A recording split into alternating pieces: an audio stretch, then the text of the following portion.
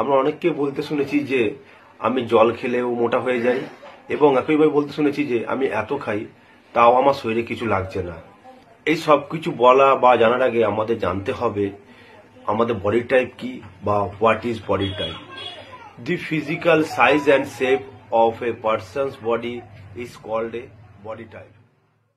1940-এর গোড়ার দিকে doctor ডব্লিউ.এইচ Sheldon মানুষের শরীরকে তিনটি ভাগে বিভক্ত করেছিল: এন্ডোমর্ফ, মেসোমর্ফ অ্যান্ড একটোমর্ফ।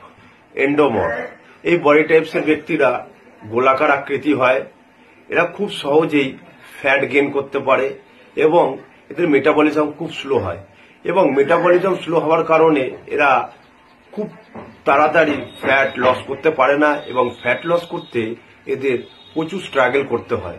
একটোমর্ফ এই বডি টাইপসের ব্যক্তিরা রোগা ও চিপচিপে হয়, এবং এদের মেটাবলিজম খুব ফাস্ট, এবং মেটাবলিজম খুব ফাস্ট হওয়ার কারণে এদের ফ্যাট এবং মাসেল গেইন করতে খুব স্ট্রাগল করতে হয়।